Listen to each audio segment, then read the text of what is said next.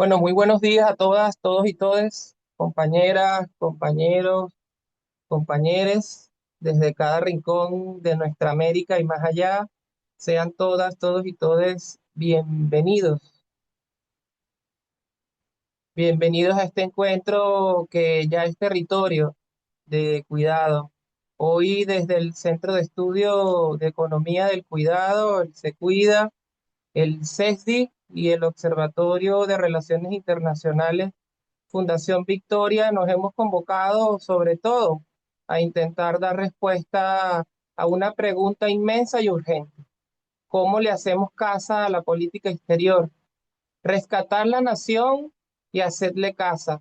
Nos dejó dicho la grande Ana Enriqueta Terán, una venezolana diplomática, poeta, y ahí, justo en ese verso petición, habita el alma de este panel, despatriarcalizar la política exterior, que no es solo un ajuste de agenda en un movimiento profundamente arquitectónico, es precisamente construir esos techos de ternura, esas paredes de interdependencia, esos cimientos de corresponsabilidad más allá de las fronteras, porque la geopolítica del cuidado no es un capítulo blando de las relaciones internacionales y las compañeras que hoy van a ser ponentes lo saben.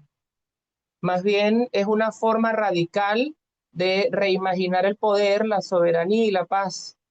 Este es un espacio, bueno, 100% gratuito, abierto y deliberadamente feminista, que no evade el conflicto, pero lo aborda con la convicción de que otra diplomacia de paz, otra diplomacia de un mundo en lo que quepan otros mundos es posible, una que ponga sobre todo la vida en el centro.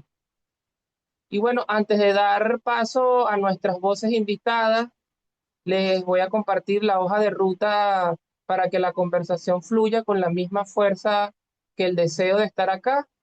Tendremos tres momentos. El primer momento, cada ponente va a disertar sobre los temas que ellas mismas han propuesto para un poco romper la lógica impositiva de qué tema hablar y de qué tema disertar, un poco desde la experiencia que han tenido todas ellas como diplomáticas, como servidoras en el servicio exterior. Luego vamos a tener un debate entre ellas a la luz de algunas preguntas que como colectivo organizador de este espacio hemos eh, escogido para ustedes y luego bueno, vamos a pasar al panel de preguntas y respuestas del público. Pero creo que es importante contextualizar un poco también este panel internacional, ¿no? ¿De qué va?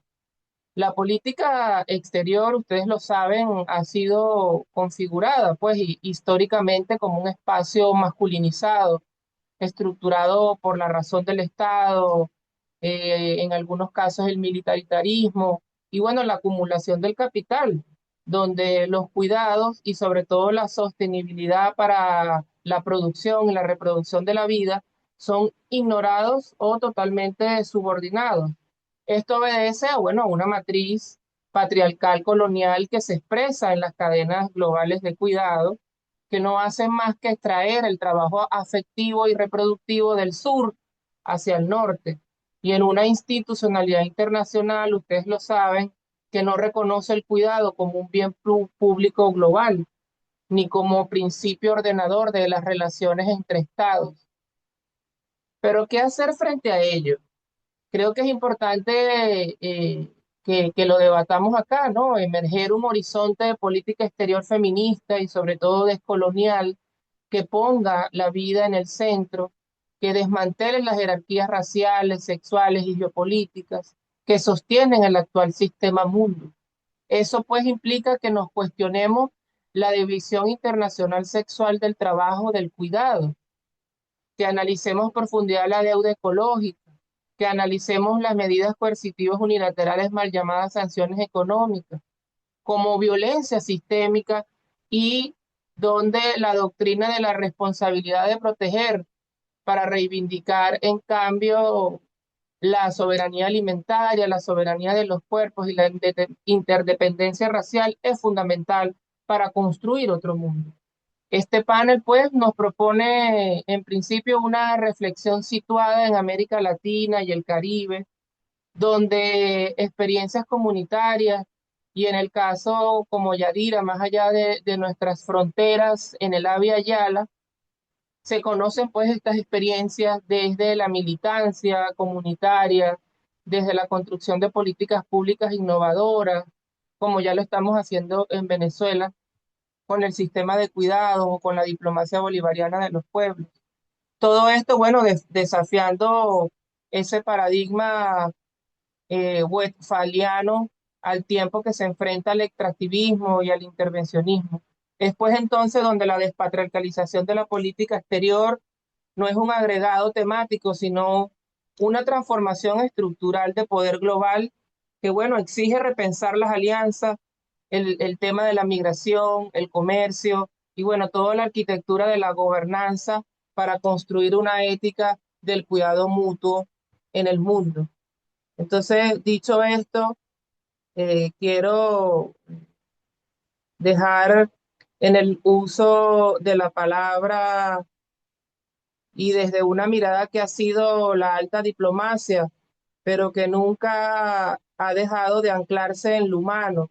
Quiero convocar a la palabra a la compañera Yarira Hidalgo, es encargada de negocios de la República Bolivariana de Venezuela ante Corea del Sur, testigo y artífice de que la representación de un país puede ejercerse con sensibilidad, con inteligencia brillante y con compromiso ético. Yadira, es un honor recibirte aquí en este espacio y bueno, esta es tu casa. Esperamos que sea de tu agrado y estaremos muy atentas y atentes a tu intervención. Bienvenida, Yadira. Ay, bueno, muchísimas gracias, Jocelyn, por tu presentación y bueno, les doy también un gran saludo a toda la audiencia que está conectada en este momento. Bueno, yo después de conversaciones y con la anfitriona, bueno, vamos a hablar un poco de la ética del cuidado, el liderazgo auténtico en la diplomacia. Realmente para mí ha sido y es un honor compartir con ustedes mi experiencia en estos años, ¿no? Hablar de las mujeres en la diplomacia y su rol en la construcción de la paz nos obliga a mirar más allá de los tratados de los tratados internacionales. Basado en mi experiencia en mi trayectoria y especialmente durante los años de misión en el sureste asiático, he llegado a una conclusión clara que eh, la verdadera diplomacia de paz no surge de encajar en moldes rígidos, sino en la firmeza técnica que tengamos unida a la autenticidad y a la actitud ante la vida. ¿Por qué digo eso? Porque mi forma de ser me ha ayudado bastante en este trabajo, ¿no? Y ya a lo largo de mi conversación, darán cuenta por qué. A menudo el sistema intenta encasillarnos en un rol de cuidadoras desde el sesgo doméstico. Es decir, nuestro papel es ese, estar allí, porque somos mujeres. Pero en Corea del Sur, por ejemplo, la preocupación principal cuando yo llegué era que mi entorno no era qué era lo que yo iba a hacer, si yo tenía la capacidad o para ejercer el cargo, sino que hacía mi esposo, qué pasaba con mi esposo, que si, por qué mi esposo no jugaba golf, por qué no estaba en cosas que hacen los hombres allá. Y entonces, porque, este, o sea, el hecho de que él estuviera en casa y acompañándome era un choque en cultural, ¿no? Para ellos era insólito que la que ejerciera el rol de mando fuera yo. Y esto fue una lucha realmente permanente cuando siempre que íbamos a una recepción, claro que mi esposo iba conmigo, se dirigían era a él y no a mí, ¿no? Entonces, bueno, pero mi esposo muy gentilmente le decía, no, no, ella es la que representa al país, ¿no? Entonces, para ellos, por eso era insólito eso, ¿no? Era un choque. Ese cuestionamiento revela un prejuicio profundo y la dificultad de aceptar que el apoyo y el cuidado pueden ser recíprocos y que el liderazgo no tiene género. Sin embargo, esta experiencia demostró que, primero, el cuidado es una ventaja estratégica. No hablo del cuidado como una obligación doméstica, sino como una ética profesional. Las mujeres tendemos a priorizar la seguridad humana y la sostenibilidad de los vínculos que son elementos esenciales y sin eso no existe una paz duradera. Segundo, la reciprocidad es la base del éxito. Mi desarrollo profesional y el éxito, considero yo, en todo lo que yo he logrado, ha sido gracias al equipo que formamos en mi familia, mi esposo y mis hijas. Y ¿por qué lo digo? Porque romper con el mito del esposo aburrido es también una forma de hacer diplomacia y educar el entorno. Tercero, la firmeza no está reñida con la forma de ser. Es decir, en una negociación uno puede ser firme y tener buen sentido del humor, que a mí eso me ayudó bastante. De verdad, se lo digo de corazón. La participación y liderazgo de las mujeres en la política y la vida pública en igualdad son fundamentales para alcanzar los objetivos del desarrollo sostenible antes de 2030. Pero los datos demuestran que estos objetivos están muy lejos de alcanzarse, ya que la representación femenina es insuficiente en todos los niveles de toma de decisiones. En el mundo entero, la paridad de género está lejos de ser alcanzada. Según las cifras de ONU Mujer, a este ritmo, la paridad de género se logrará dentro de 130 años. Las mujeres en cargos directivos gubernamentales, fíjense que el porcentaje es del 22% que ocupa cargos de alto poder. 16 países tienen mujeres como jefes de Estado, uno de ellos Venezuela, y 21 países tienen mujeres como jefas de gobierno.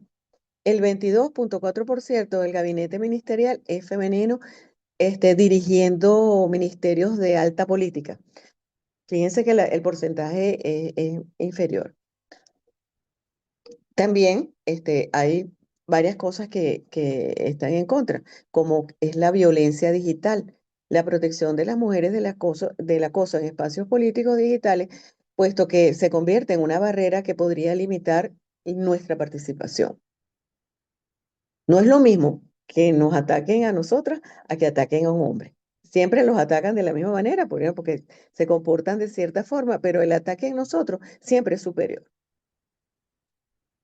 No obstante, persisten barreras que se deben solventar, como que las mujeres también ocupemos, además de los cargos de ministerio como de mujer e igualdad de género, familia o infancia e inclusión social, también nosotras podemos ejercer cargos en economía y en defensa que son mínimas. Bueno, Venezuela también se puede jactar que hemos tenido representación femenina en esas carteras, ¿no? Eh, el descenso de la participación femenina es a nivel mundial. Podemos ver algunas cifras como que el 22,3% de embajadoras en el mundo son mujeres, solamente el 22%. Y Asia eh, se lleva la bandera de la no participación, es decir, que disminuyó notablemente, es decir, disminuyó al 13%. Eh, Le doy esta cifra más o menos para que no sea solamente que fue mi percepción en mi experiencia con ellos, ¿no? Eh, en Corea del Sur, estudios recientes dicen que la percepción es alarmante, ¿no? Dice que Corea del Sur tiene la segunda brecha más grande del mundo entre hombres y mujeres respecto al proceso de igualdad. Solo 35% de los hombres surcoreanos cree que los resultados del gobierno o de las empresas mejorarían si hubiera más mujeres en posiciones de responsabilidad. Ellos no confían en nuestras decisiones como mujeres, ¿no? En esta cultura, la mayoría de los varones aún no asocia el liderazgo femenino con la eficacia. Con todo y que ellos tuvieron una presidenta mujer, pero que realmente ella no duró en el cargo y los presagios eran eso. Cuando ella ganó la presidencia, yo estaba allí, que fue la presidenta, este, eh, Hyun Ka, ella, todo el mundo decía que ella no iba a, a durar, y fue lo que pasó en el cargo porque no tenía padre, era soltera, no tenía, bueno, la expresión era no tiene marido, no tiene hermano que la guíe, y por lo tanto eso va a ser un fracaso. Y así fue. No porque ella no tuviera la capacidad, simplemente que la presión del entorno fue muy grande, ¿no? Este, y en Corea las mujeres tienen o sea, una participación intelectual muy brillante. Bueno, de hecho, el Premio Nobel de Literatura del año pasado fue una gran escritora, que, por cierto, que refleja esa realidad en su literatura, ¿no? Pero el 50 o 60% de mujeres que aprueban el examen de ingreso al servicio exterior y con altísima calificación no logran rangos ni de director general o de embajador y sigue siendo desproporcionadamente baja este logro, ¿no? En comparación a países como Nueva Zelanda y Países Bajos que tienen entre un 49 y 50% de paridad. Entonces no es subjetivo, puesto que las estadísticas confirman que en Asia es la única región donde la representación de mujeres embajadoras está retrocediendo, situándose en un escaso 13%. Además, encuestas hechas dicen que de cada 3 hombres, solo uno confía en un liderazgo positivo femenino. Entonces, la participación femenina en la diplomacia venezolana creo que es importante hacer notar que es muy particular. O sea, nosotros aquí en Venezuela, nosotros tenemos una gran participación y las mujeres han ocupado y ocupan cargos de altísima jerarquía y de poder de decisión, aunque no siempre se traduce en paridad estructural en todos los niveles, ¿no? Desde la llegada del comandante Chávez a la presidencia, nuestro país destaca por tener mujeres en roles de toma de decisiones críticos, como es la vicepresidencia y la Cancillería. De hecho, bueno, nuestra presidenta encargada, Delcy Rodríguez, ha ocupado esos cargos. Chávez insistía mucho en que las mujeres hacían todo en las comunidades, eran las que organizábamos las bases y tal, pero no presidíamos los consejos comunales. Yo pienso que ustedes se deben acordar de sus intervenciones permanentes y sus reclamos al respecto, ¿no? La presidenta encargada, Delcy Rodríguez, como dije anteriormente, ha ocupado diversos cargos de alta responsabilidad, como fue canciller y vicepresidenta, dirigiendo la política exterior en momentos de alta tensión internacional. Previamente había sido también viceministra del despacho de la presidencia con el presidente Chávez. También en los organismos multilaterales como la ONU y la OEA, cuando formamos parte de las delegaciones, las delegaciones venezolanas suelen ser muy robustas en cuanto a la participación femenina y calidad de las acciones, ¿no? Les voy a contar una anécdota que en nuestro proyecto PDVSA Hyundai, la mayoría de los ingenieros que formaban parte de este proyecto eran mujeres y unas mujeres muy lindas. De hecho, este proyecto se llevó a cabo en China, Corea y Japón. Y resulta que según había un chiste de que en Japón, el edificio estaban en un quinto piso y ese lugar le decía la casa de las muñecas.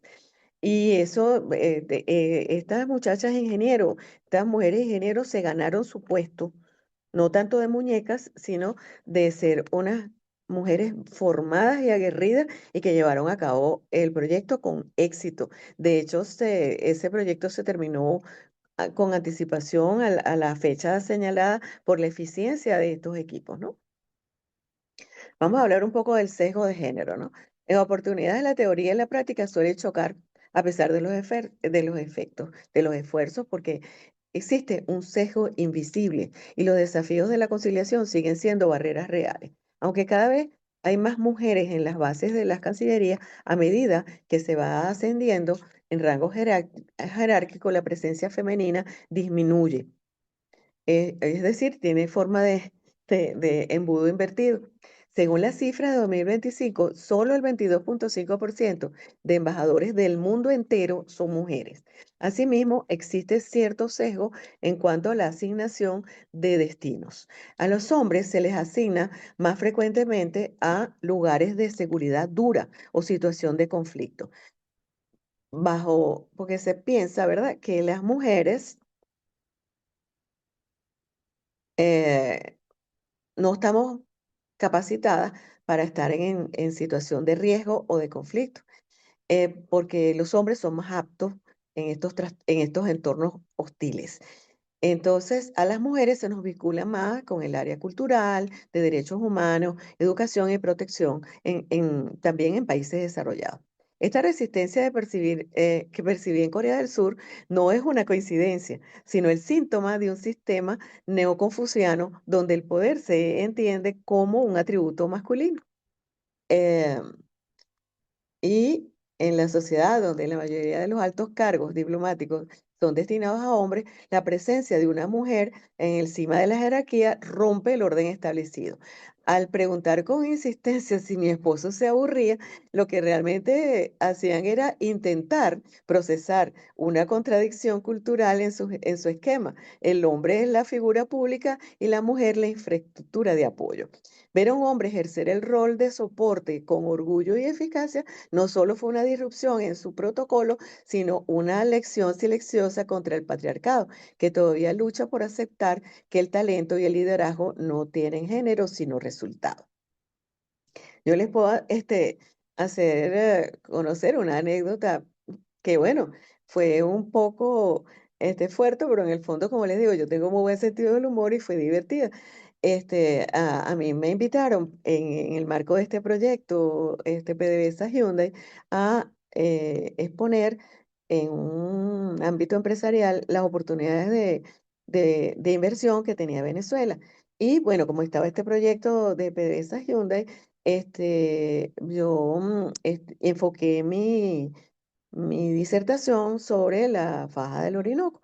Cuando yo vi la invitación a la conferencia, vi que estaba incluido un almuerzo y que yo debía aceptar sí o no, si iba a asistir o no al almuerzo. Y yo acepté. Cuando terminó mi disertación y las preguntas y qué sé yo sentí como cierta agitación en el ambiente. Y resultaba que era que ellos creían que yo era hombre porque mi nombre no les dice nada. Y entonces, este, y el hecho de que yo fuera mujer fue un impacto y no hallaban qué hacer a la hora del almuerzo, porque según su cultura, una mujer casada no puede sentarse a la mesa con esa cantidad de hombres. Y entonces ellos estaban buscando que mujeres, que fueron las muchachas del protocolo y las traductoras, las que se sentaron a la mesa junto conmigo y ellos, por supuesto, ¿no? Pero fíjense cómo el prejuicio el ejercicio del poder por una mujer trae toda esa cantidad de situaciones incómodas, porque para ellos realmente fue incómodo. Para mí no, porque total, yo estaba acostumbrada, pero para ellos fue un gran choque, ¿no? Entonces, históricamente, el modelo de diplomático es el de hombre, cuya esposa se ocupa en la casa de los hijos y del protocolo social. En conversaciones con otros diplomáticos me comentaban que en sus cancillerías preferían solteros o solteras sin hijos. Y eso lo vamos a comentar más adelante el por qué. Entonces, el embarazo y la maternidad y el costo de la itinerancia es alto en este ámbito, ¿no? La diplomacia exige disponibilidad 24/7 y mudanzas a cada cierto tiempo, cosa que afecta a los hijos. Para una directora embajadora o jefe de misión, un embarazo puede verse quizá injustamente como la posibilidad de la interrupción de una negociación en un momento crítico de su representación en el exterior. En cargos de alta dirección no está prevista la ausencia por maternidad o por periodos de tiempo prolongados, ya que genera tensiones e incertidumbres de quien asume la firma y representación oficial. En una embajada, la figura de jefe de misión es única y una ausencia prolongada puede afectar la relación bilateral si el Estado receptor es muy tradicional. tal como me pasó a mí. Otro factor es que no todos los destinos diplomáticos cuentan con estructuras sanitarias adecuadas para un embarazo o un embarazo de alto riesgo o neonatología avanzada, obligando a muchas mujeres a decidir entre ser madre o ascender en su carrera diplomática o en su carrera en general, ¿no? ¿Cómo se está gestionando hoy en día? Algunas cancillerías, según dicen las estadísticas, ¿no? Están aceptando el teletrabajo como una forma de solventar esta ausencia temporal. También se trata de fomentar que los hombres asuman roles de cuidado, permitiendo que la mujer pueda asumir su liderazgo sin el estigma de ser la única responsable de la crianza y del hogar. La realidad actual es que existe menos acceso femenino a destinos de riesgo o cargos ministeriales considerados duros, como es el de defensa y relaciones exteriores, interiores e inteligencia. El embarazo se percibe aún como un sesgo logístico por la necesidad presencial de la mujer y la necesidad presencial pues, del jefe de misión, y la mujer depende de redes de apoyo privadas, familiares o cuidadoras, más que de políticas estatales. Es decir, cuando nosotras requerimos dejar nuestros hijos, pues tenemos que echar mano de nuestra familia o de redes de apoyo privadas, ¿no?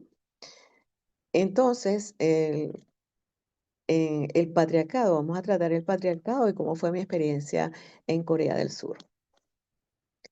La resistencia de percibir en Corea del Sur, que yo percibí, esa resistencia que yo percibí en Corea del Sur no es una coincidencia, sino el síntoma de un sistema neoconfuciano donde el poder se entiende como un atributo masculino.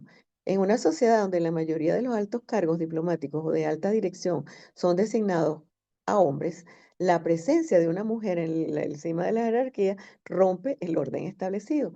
Al preguntar con insistencia si mi esposo se aburría, lo que realmente hacían era intentar procesar una contradicción cultural en su esquema. El hombre es la figura pública y la mujer la infraestructura de apoyo. Al ver que eso se invertía en mí, pues eso, por supuesto, les ocasionó este, un choque. 5 minutos, Yadira. Ok, está bien, gracias. Entonces, es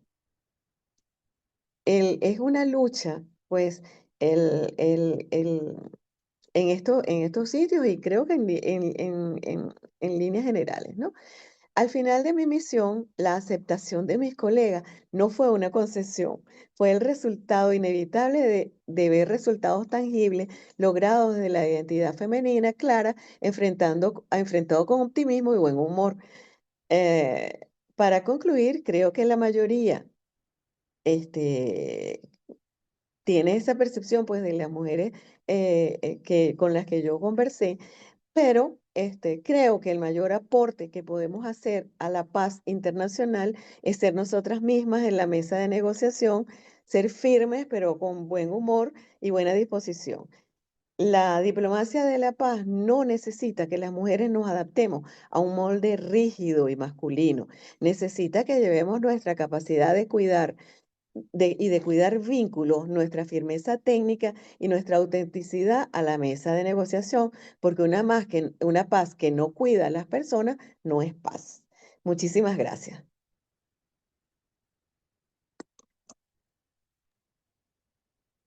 Muchísimas gracias a ti, Yadira, por analizar críticamente, según tu experiencia en primera persona, la intersección entre patriarcado, colonialidad y política exterior desde la realidad propiamente vivida y visibilizada en el marco de tus funciones. Esto nos convoca a seguir construyendo colectivamente los fundamentos para una geopolítica del cuidado que oriente la soberanía de los pueblos y la justicia social, pero sobre todo, como lo ha hecho Yadira de forma brillante, poner en el centro de debate la existencia de la matriz patriarcal colonial de las relaciones internacionales, donde los estados-nación soberanos, de alguna manera u otra, en el marco de esta crisis civilizatoria de los cuidados, aún no asumen como una categoría pública como dominio público lo que significan las cadenas globales del cuidado y cómo desde la política exterior se sigue reproduciendo la división sexual e internacional del trabajo. Así que muchísimas gracias, Yadira, por mostrarnos, evidenciarnos la realidad desde tu condición de servidora en el servicio exterior y de cómo podemos avanzar hacia una política exterior feminista, decolonial, bajo los principios de corresponsabilidad y también poniendo en el debate el papel de los varones, el papel de los esposos cuando tienen que asumir la lógica del acompañamiento en esos espacios donde ustedes, las mujeres, asumen las responsabilidades en primera persona. Muchísimas gracias, Yadira. Quédate con nosotros para seguir compartiendo. Ahora quiero presentar a una gran amiga, a una gran compañera. Se trata de la licenciada Lorena Jiménez, internacionalista venezolana, analista aguda de las tramas de la geopolítica del sur global y defensora de los derechos humanos, pero sobre todo defensora de una política exterior que escucha el latido de los territorios de la comunalidad, porque Lorena también es comunera y viene de los movimientos sociales feministas. Así que bueno, Lorena, es tuyo el espacio, es tuya la casa. Bienvenida. Además, Lorena forma parte del movimiento Partido Político Somos Venezuela, en la que ejerce la tarea de la responsabilidad en las relaciones internacionales. Así que bueno, Lorena, bienvenida y muchísimas gracias por acompañarnos. Ay, El espacio es tuyo. muchísimas gracias, Drubal, por esa presentación. Y debo aclarar un puntico aquí. No, soy comunera en el sentido que apoyo a la comuna, pero bueno, toda mi vida profesional he estado en el ámbito internacional. También como la compañera de Yadira, tuve la oportunidad de ser parte del honor de la delegación de Venezuela ante las Naciones Unidas por 5 años y en la OEA por 4 años, en periodos distintos. Entonces, bueno, dentro de los que ya somos internacionalistas del área diplomática, sabemos que por lo menos en el caso multilateral suele ser distinto al ámbito bilateral. Entonces, bueno, mi área ha sido la multilateral. Apoyo 100% la comuna, porque siento que es este espacio desde donde se profundiza la democracia y desde donde Venezuela es absolutamente vanguardia. Y como vanguardia, pues uno no tiene todas las respuestas. Y yo creo que, bueno, esa parte de una conversación honesta en la que se puede tener como adultos que somos, propuestas para mejorar o lo que consideramos transformar esas realidades a las que nos enfrentamos.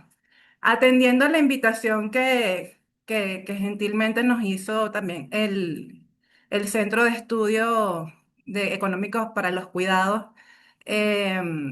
para hablar de las mujeres en la diplomacia. Em, y bueno, quiero empezar bueno, que desde el espacio que también Asdrúbal nos estaba mencionando, con el acompañamiento de la diputada Vanessa Montero, desde el 2023 estamos celebrando el Día Internacional de las Mujeres en la Diplomacia en la Asamblea Nacional. Ella, la diputada, yo la acompaño como su asistente parlamentario y como asistente de la Subcomisión de Asuntos Fronterizos. Aprovecho la oportunidad de hacerles la invitación porque vamos a tener otra vez este evento para el 26 de junio, el viernes 26 de junio, porque el Día Internacional de las Mujeres en la Diplomacia fue aprobado para el 24 de junio. Esto fue una propuesta de las compañeras mexicanas en el 2021 que terminaron aprobándolo precisamente por lo que decía la compañera Yadira anteriormente. O sea, las desigualdades permanecen y también, como nos lo decía Drubal, en el tema de un mundo patriarcal, pues obviamente las estructuras prevalecen mayoritariamente masculinizadas y no es la excepción en el caso de la diplomacia. Entonces, en el 2021 Naciones Unidas lo aprueba, en el 2023 la Asamblea Nacional ya empieza a tener este evento para reconocer a las diplomáticas venezolanas. En el 2023, por cierto, tuvimos la ocasión también de hablar de dos consejeras que acompañaron, porque investigamos un poco desde cuándo están participando las mujeres en diplomacia en Venezuela. Y en el caso venezolano, sí, formalmente las mujeres empiezan a participar en diplomacia una vez que se empieza a organizar el movimiento feminista por la lucha del voto. Entonces, las compañeras que llegan a ser eh, parte de la delegación venezolana que acompaña a la negociación de la Carta de Naciones Unidas, son las compañeras Isabel Sánchez de Urdaneta y Lucila Luciani de Pérez Díaz. Esto es súper importante porque digamos que nosotros en nuestro imaginario no lo manejamos como diplomáticas venezolanas, hasta para mí, yo todavía no me sé los nombres y fui la que hice la investigación. Entonces, el, ah, dentro de esta búsqueda, lamentablemente encontramos que los compañeros hombres que escriben historia política en Venezuela habían borrado a estas compañeras no las nombran en los libros de historia diplomática venezolana escritos por hombres, no las encontramos. Donde encontramos a ellas es en los archivos de Naciones Unidas y en los archivos de los compañeros y compañeras que escriben en inglés. Entonces de ahí rescatamos que ellas efectivamente fueron parte de la delegación. En ese entonces nada más 50 países estaban participando parte de la negociación de la Carta de las Naciones Unidas y solo 11 llevamos mujeres parte de la delegación. Y no eran cualquier mujeres, eran estas mujeres que estaban organizadas desde el movimiento feminista luchando por el derecho al voto en Venezuela. La negociación de la Carta de las Naciones Unidas se culminó en abril de 1945, pero bueno, esto empezó desde octubre de 1943. Y ellas llevaban una posición desde Venezuela a esta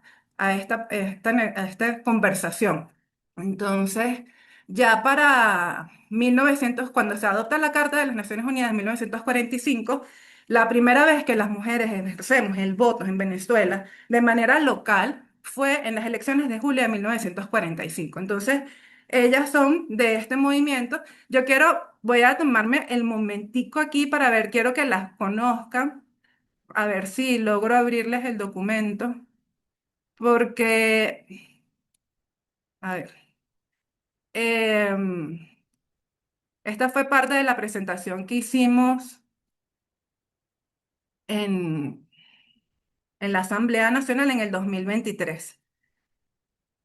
Ellas, esta señora a mano derecha, perdón que no logro abrir esto completo para ver, a mano derecha donde dice Venezuela, eh, es Isabel Sánchez de Urdaneta. La que está al lado de ella es una representante de Uruguay y estas demás, no les he encontrado el nombre, he estado buscando eh, para poder identificarlas, porque hasta el momento, bueno, o sea, no tengo foto de ellas, sino unas que encuentro por Wikipedia. Entonces es una cuestión que todavía estamos aquí tratando de reivindicar. Arriba donde está el buque en llamas es el ataque que tuvo Venezuela por parte del Tercer Reich en 1942 aquí en el Golfo de Venezuela,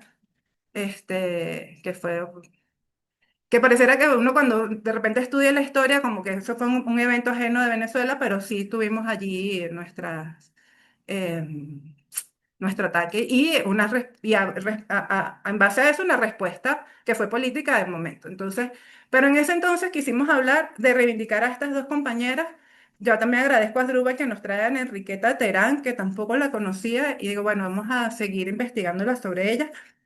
En este evento de la Asamblea Nacional hemos tenido ocasión de reconocer a más de 100 compañeras y yo les digo una cosa, o sea, esto fue iniciativa de la diputada Vanessa y cuando ella me lo dijo a mí para organizarlo, yo le dije, ay, ¿para qué? Y a medida que iba organizándolas me di cuenta que esto es una forma de cuidado, es, sin lugar a dudas una forma de cuidado ante el trabajo que hacemos las mujeres de Estado, por decirlo de alguna manera, porque así se identifican las mujeres que trabajan en diplomacia como mujeres de Estado. Entonces, em, ha sido un evento muy bonito, donde queremos ampliarlo y seguir haciendo propuestas.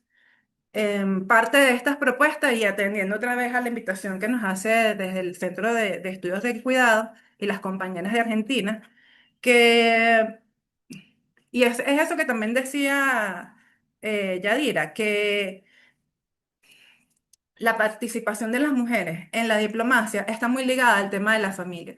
Y la forma en que está ahorita vista la familia es desde esta forma capitalista nuclear, donde el compañero o la familia extendida no es entendida como familia. Y esta visión limitante, violenta, continúa perpetuando este modelo de subordinación que yo creo que como corrientes de izquierdas, de coloniales, debemos revisar. Porque en el caso, por ejemplo, de los compañeros, a mí me gusta mucho cómo ellos funcionan. No sé si hay alguien aquí conectado de Cuba, pero por lo menos ellos, cuando viajan al servicio exterior, buscan que viajen con su familia y con alguien de la familia que tenga un perfil que pueda permitir trabajar también en la embajada.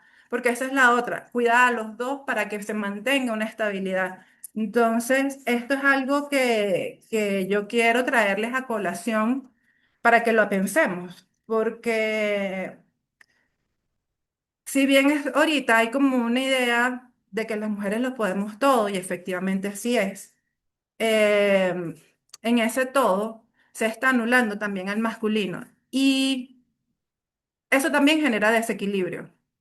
Entonces, yo creo que si queremos buscar paz, que es el objetivo central de toda negociación, es la paz, el acuerdo y la concordia, es a través de la estabilidad de cada uno de los integrantes y miembros de esa sociedad. Entonces, repensarnos la familia desde ese espacio. No es nada más porque, por ejemplo, a lo mejor el esposo de la compañera Yadira toda la mejor intención para irse con ella, pero no es la situación de la mayoría de las diplomáticas. Mi caso, por ejemplo, el marido se quedó en un país y tengo muchas amigas que el marido se les quedó en algún país.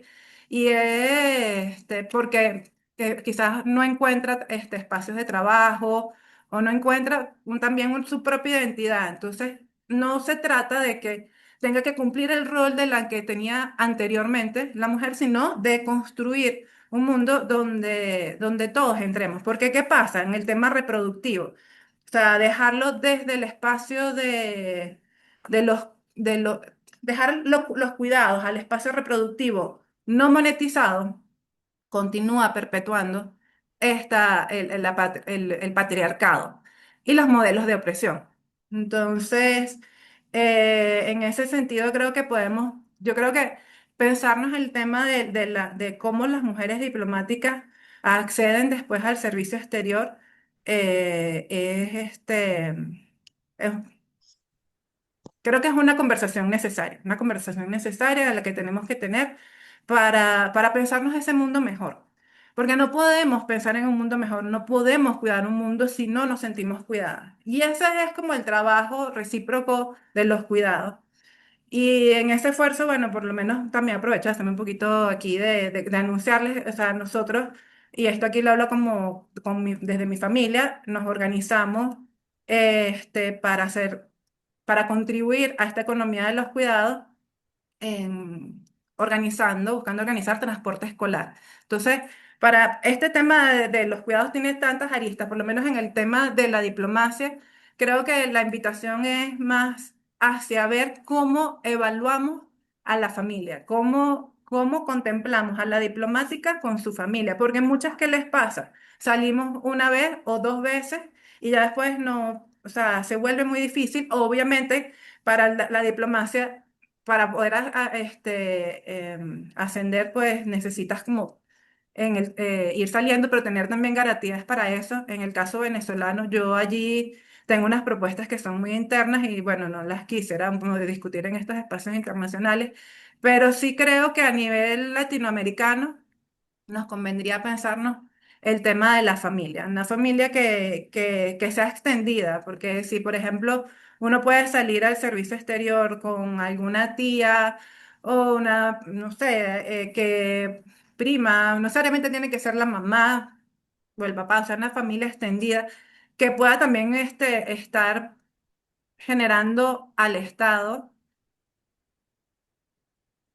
es otra forma de vernos, es una forma quizás más amable, más latinoamericana de contemplar el trabajo. Porque, ¿qué pasa? En el gremio del internacionalismo, como es tan nuevo, digamos que nosotros como profesión solo venimos a existir a partir de los años 50, después de la Segunda Guerra Mundial, con este intento de codificación de la paz, por primera vez en un acuerdo mundial que se logra, y surge la licenciatura de Estudios Internacionales, que desde el punto de vista universitario es el único que estudia la paz de manera formal. Somos los únicos formados, yo soy licenciada en Estudios Internacionales, en La Paz. Eh, y esto es un tema bastante novedoso, si tomando en cuenta que el tema de la paz había sido manejado hasta ese momento por los religiosos. Entonces, bueno, siento que ya estoy extendiéndome, voy a cerrar la idea. Eh, en el caso de, entonces, como gremio, no nos hemos terminado todavía de organizar. Y hay una parte de la diplomacia y otros internacionalistas que son analistas y los internacionalistas de los medios de comunicación, que son como los veo. Pero en el caso de la diplomacia, es una cuestión que quería invitarles a pensar. En todo caso, ya veo a Asdrúbal que me hace señales. Gracias por su atención. Muchísimas Aló. gracias a ti, Lorena, por desde tu experiencia en primera persona asumir pues esta construcción de una institucionalidad internacional del cuidado en tus diferentes roles, desde asistente parlamentaria, buscando esas alternativas de cómo incursionar la lógica de despatriarcalizar la política exterior y cómo incorporar todas esas lógicas decisorias en esos espacios de negociación a la luz de caracterizar los retos y desafíos que tenemos, ¿no? Las mujeres, los hombres, en el marco de construir cadenas globales de valor, en el marco de la producción y la reproducción de la vida, cómo significamos la deuda de cuidados que tenemos, es una deuda histórica de atención a nuestros y nuestras compañeras y compañeros que asumen el servicio exterior en el marco de una tarea de hombres y mujeres de Estado, porque el performance que estas compañeras y estos compañeros han tenido, lo sabe Yadira y lo sabe Lorena, y también lo sabe nuestra próxima invitada, es necesariamente adentrarse en una lógica distinta para no reproducir el modelo civilizatorio hegemónico en el que nos encontramos. Y ahí es donde la ética y la cultura de los cuidados entra a jugar un papel fundamental en eso que ahora nos abordaba Lorena, que es la descolonialidad de los cuidados, y para eso es importante construir historia y así como Ana Enriqueta Terán no solo fue poeta, sino también diplomática, también podemos recordar a María Calcaño, que jugó un papel muy importante, ¿no? Independientemente de la posición política en la que pudiese haber estado o en la coalición de gobierno a la cual se incorporó en la tarea, formó parte fundamental del ejercicio diplomático de Venezuela en más allá de nuestras fronteras. Así que bueno, Lorena, te agradecemos a ti por contarnos sobre la experiencia de sistematización que tienes a través de la comisión en la cual eres secretaria de la Asamblea Nacional de la República Bolivariana de Venezuela, uno de los poderes que componen el Estado venezolano, y bueno, de esta manera construir espacios donde podemos ir descolonizando, despatriarcalizando la política exterior y construyendo pues horizontes mucho más humanos y mucho más cercanos a la gente, ¿no? En este proceso de comunalización, porque también sería bueno pensar la comunalización del servicio exterior, ¿no? Cómo desde la comuna podemos también configurar espacios donde pensar la soberanía y la autodeterminación de los pueblos y poner siempre sobre el centro del debate en esto de reproducir y reproducir la vida, lo que significa construir diplomacia desde lo comunal, desde lo comunitario. Creo que también sería fundamental explorarlo. Así que bueno, muchísimas gracias, Lorena. Quédate con nosotros, agradecidos por tu disertación. Y bueno, ahora me toca presentar a una compañera que desde Argentina desde la Argentina combativa y libertaria, que nos ha enseñado mucho y nos ha dado mucho, quiero traer a este espacio que desde primera hora, que de manera muy responsable, muy atenta, está conectada a pesar de todas sus responsabilidades, a pesar de haber llegado hace poco de Rusia. Quiero presentar a la compañera, camarada y amiga Julia Perier, quien es cofundadora del Observatorio de Relaciones Internacionales, una militante del campo popular, investigadora, y bueno, ha cumplido tareas como mujer de Estado en diferentes espacios multilaterales, como el Mercosur, y bueno, es una activista pro de los derechos humanos, en fin, tiene un montón de roles en esta lógica de pensarnos la tarea de reproducir y producir la vida. Julia ha estado en espacios, bueno, de fisura de los manuales de la diplomacia ortodoxa, donde ha logrado, bueno, instalar preguntas incómodas sobre género, sobre poder, sobre resistencia. Y bueno, está aquí con nosotros para compartir desde su experiencia en primera persona lo que significa despatriarcalizar la política exterior, ¿no? No solo en su condición de mujer, sino desde la voz de todo un pueblo, de todo el campo popular que ella expresa y representa. Así que bueno, Julia, gracias por estar aquí, bienvenida, el espacio es tuyo. Gracias, querido Asdrúbal. Decime por favor si me escuchas bien porque estoy teniendo problemas con la tecnología. Estoy conectada desde el celular. No, si la tecnología no va conmigo. Bueno, acá me dicen que sí, que me Sí, escuchan te bien. escuchamos muy bien, querida. Bueno, quiero agradecer a Se Cuida, con quienes, bueno, vamos a firmar desde el observatorio un convenio de colaboración. De hecho, estamos haciendo varias cosas juntas y juntos desde hace un tiempo. Así que, bueno, la idea era firmar hoy, pero la verdad que con esto de la tecnología lo firmaremos y lo mandaremos por los medios que corresponden. Bueno, Yadira y Lorena, gracias por sus consideraciones, siempre es tan importante, pero además tan gratificante compartir con compañeras como las que acabamos de escuchar, ¿no? Antes de entrar en el tema, Asdrúbal, vos tenés ahí un material que lo vamos a ir pasando, pero antes de entrar en eso, dos cuestiones que quería comentar aquí, ¿no? Y que tienen que ver con esto que estamos charlando sobre la despatriarcalización de la política exterior. Decía la compañera Lorena en un momento, y me remarcó acá mi amiga Silvia Vaca, que también está conectada, esto de tener que llevar a la tía a una cuestión como colaboradora a quienes trabajamos en la política exterior, ¿no? Es decir, bueno, a ver, ¿por qué perder al marido en estas cuestiones si podemos además conservar el marido, llevar a la tía, llevar a los hijos, en fin? Cuestiones que nuestra política exterior, la política exterior de nuestros países también la debe modificar. Y acá quiero contar una anécdota bien, que viene a colación con esto, ¿no? Yo tengo una nieta que tiene 21 años, estudia Relaciones Internacionales, y justamente ayer le preguntaba, ¿por qué no te incorporás al Instituto del Servicio Exterior de la Nación aquí en Argentina? Y me dice, vos sabés que abuela no me interesa porque yo quiero formar una familia y me gustaría tener hijos y eso, ¿no?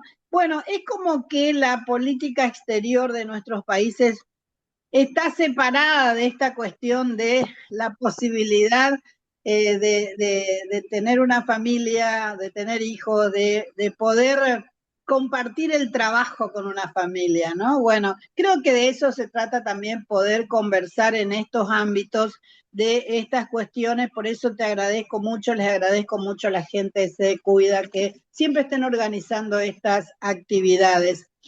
Asdrúbal, cuando vos puedas, podemos empezar a compartir el trabajo desde el que voy a conversar un poco sobre cuál ha sido mi participación en las cuestiones internacionales, ¿no?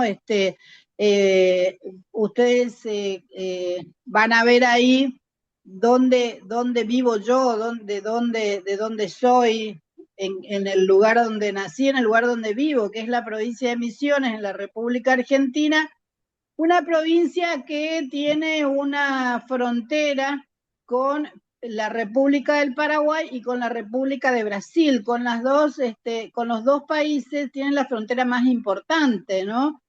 Con la Argentina tiene una frontera muy, muy pequeña, por lo tanto, los que vivimos aquí estamos muy acostumbrados a relacionarnos con los hermanos de estos dos países. De hecho, la mitad de nuestros, en el caso mío, mi padre es brasilero, era brasilero, ya falleció, y así con la mayoría de los ciudadanos y de las ciudadanas que vivimos y que nacimos aquí en la provincia de Misiones. Por lo tanto, estamos muy acostumbrados a esta cuestión de compartir la vida con gente de otras nacionalidades, ¿no?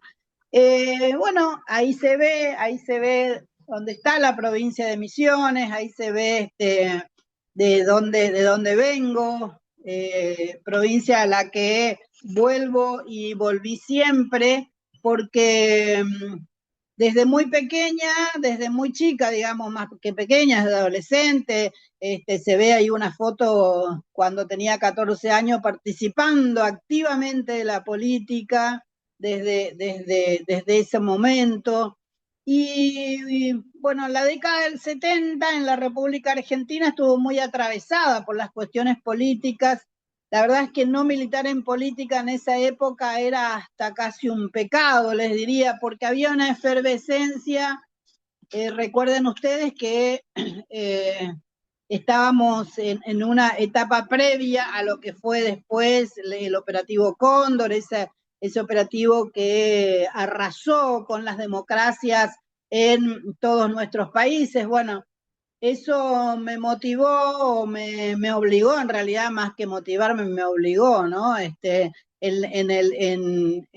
marzo, el 24 de marzo de 1976, hace poco cumplimos 50 años, se produjo el mayor golpe militar que tuvo la República Argentina, ¿no? En eso que mencionaba yo, el operativo Cóndor, porque también había, bueno, ya Pinochet estaba en Chile, Paraguay hacía muchos años que tenía dictadura con Stroessner, Brasil, bueno, todos nuestros países estaban viviendo esa situación de dictaduras militares con el famoso adiestramiento que tenían los militares argentinos en la Escuela de las Américas que estaba en Panamá. Probablemente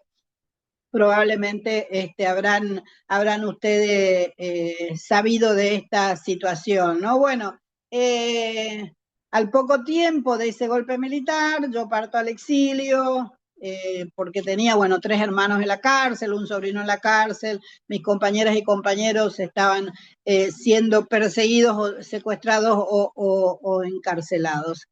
Y ya en el exilio conozco a quien fue mi compañero por mucho tiempo, tengo un hijo que nace en Madrid, otro hijo que nace en México, pero a ver, la mirada siempre puesta en la República Argentina, en Latinoamérica, ¿no? Entonces, ya a fines de 1982, todavía dictadura, tomo la decisión de regresar a la Argentina a trabajar con mis compañeros, con la gente que iba saliendo también de las cárceles, de trabajar para recuperar esa democracia, ¿no? Democracia que recuperamos en 1983. Allí, bueno, gana un presidente de un partido de la Unión Cívica Radical, uno de los partidos más antiguos de la República Argentina. Bueno, se empiezan a recuperar algunos derechos y luego tuvimos un retroceso también porque asume en los años 90 con una política de privatización. Decían en aquel momento, asume Carlos Menem, ¿no? La presidencia, y se empiezan a privatizar y se empiezan a vender las joyas de la abuela, decían, ¿no? En ese momento en la República Argentina. Lamentablemente, bueno, Menem estuvo en 2 periodos y volver a recuperar los que eran los bienes del Estado costó mucho tiempo, costó mucho trabajo, costó muchos recursos para la República Argentina también, ¿no?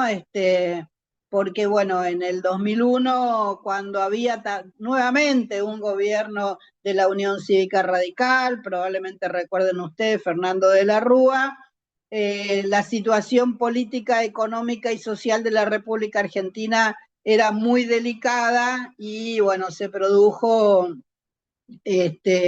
la renuncia del presidente, se produjeron manifestaciones con más de 20 muertos, en aquel momento fueron muy tristemente conocidas, en la Plaza de Mayo la gente se manifestó.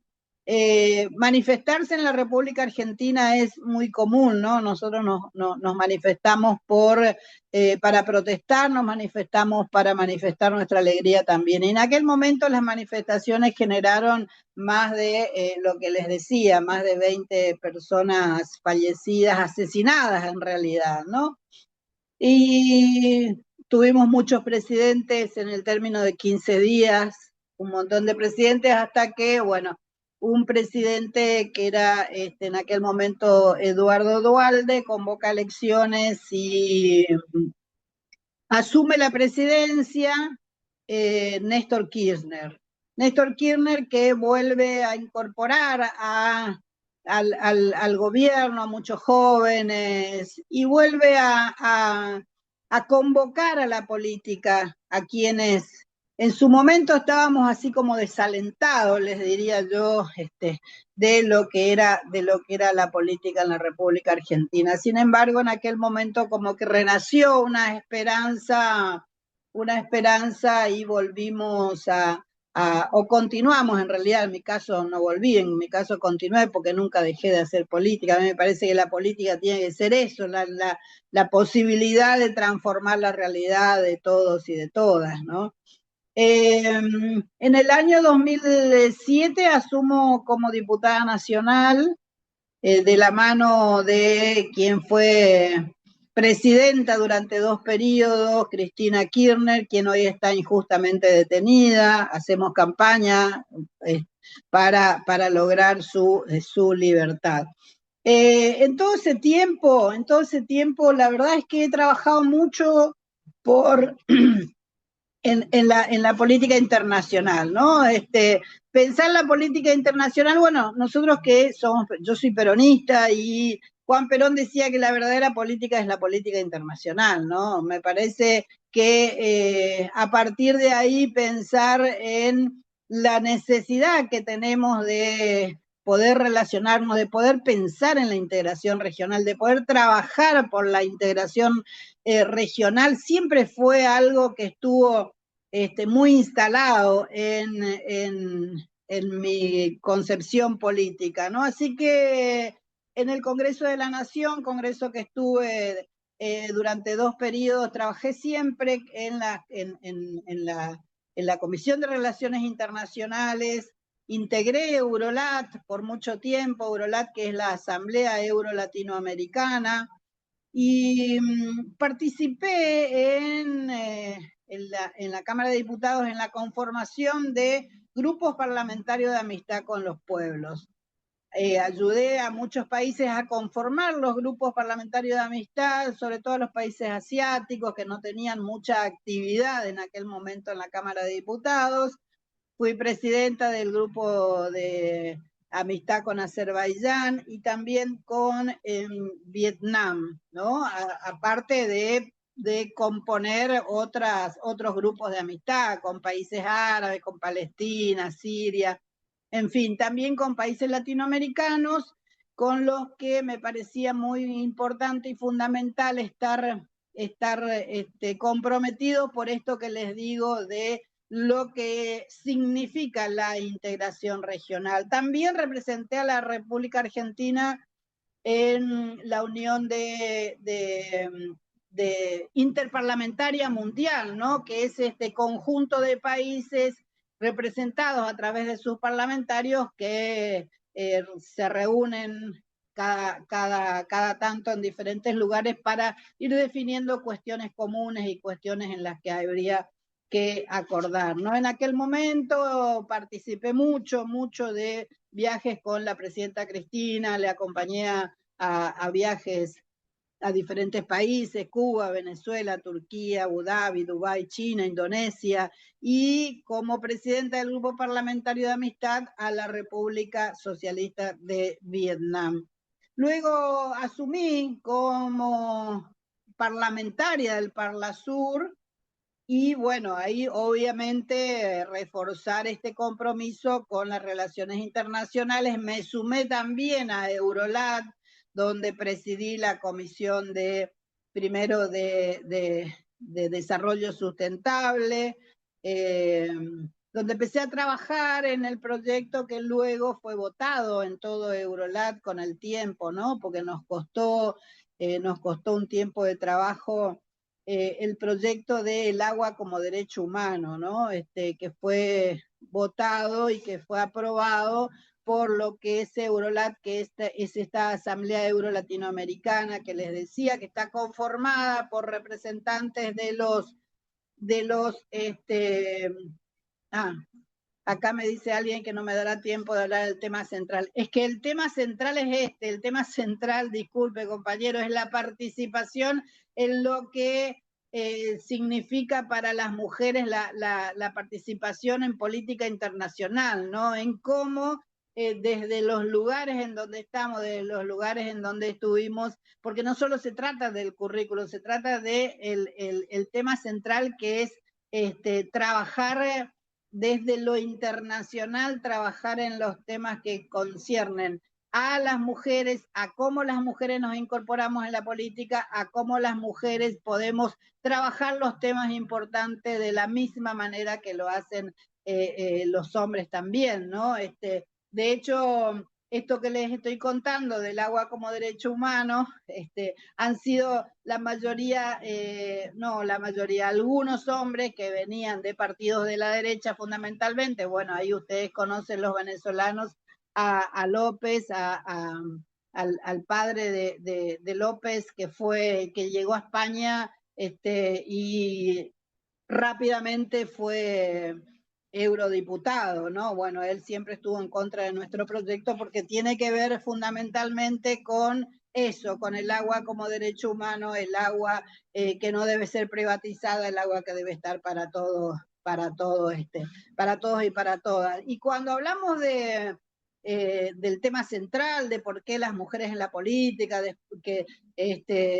después de habernos sentido confinadas por demasiado tiempo a espacios privados e invisibles.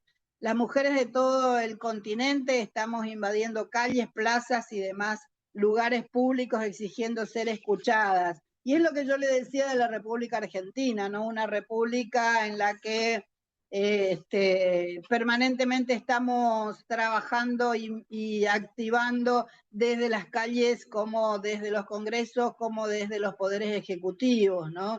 Ahí decía Asdrúbal algo que me quedó para comentar. Hablaba de países libertarios. Hoy libertario en la República Argentina es de muy mala palabra porque estamos en manos de alguien que se dice libertario y que nos está llevando a la peor de las ruinas que no pensábamos que viviríamos en la República Argentina. Y decía que las mujeres estamos en diferentes formas, en diferentes lugares, con diferentes voces, gritamos, susurramos, lo que corresponde a las rebeliones, ¿no? A las rebeliones que son históricas. En la década del 70, 80 y 90 fueron tiempos de una introspección reflexiva y de actividad política por parte de las mujeres, los movimientos de mujeres, las mujeres en política, en prácticamente toda Latinoamérica, ¿no? En esta coyuntura, en estos momentos, hoy parece ser o es, digamos, que las luchas feministas largas, dolorosas, son las que fueron dando sus frutos, ¿no? Ustedes ven en la República Argentina lo que lo que significó la lucha del feminismo para aprobar leyes como el matrimonio igualitario, identidad de género, en fin, cuestiones que no solamente tuvieron que ver con la representación o la representatividad en los congresos, sino exactamente con esa lucha en las calles, ¿no? Creo que hay un aumento de la presencia femenina en la esfera política formal en el mundo. En la Argentina hemos tenido una presidenta que, y repito, hoy está injustamente presa, que es Cristina, que nos ha dado al pueblo argentino una cantidad de derechos que lamentablemente con este gobierno estamos perdiendo, ¿no? La República Argentina tiene una larga historia desde el año 1952 en que podemos votar gracias precisamente a la lucha de muchas mujeres que se han destacado, como Eva Perón en aquel momento y también como Alicia Moró de Justo, ¿no? Que venía del socialismo y que lucharon para ese voto femenino, ¿no? Y aquí vemos, bueno, algunos números que incluyen o que fueron dados o que fueron aportados en realidad más que aportados han sido gracias a la lucha de las mujeres lo podemos tener, ¿no? Como las leyes que primero en el año 91 incluyeron al 30% de las mujeres, la famosa ley de cupo, ¿no? La ley de paridad de género, donde dice que el 50% de las mujeres debemos estar en las listas a elecciones. Aquí hemos tenido a las vicepresidentas como presidentas de la Cámara de Senadores. Hemos dado algunos pasos importantes para esto de obtener más derechos que los hemos obtenido sin duda por la lucha permanente y por lo que significa la lucha de las mujeres y la lucha del pueblo argentino, ¿no? La apertura cultural a la participación femenina en la vida pública, que tiene que ver con estas luchas históricas de las mujeres, de los movimientos, tiene que ver con las transformaciones.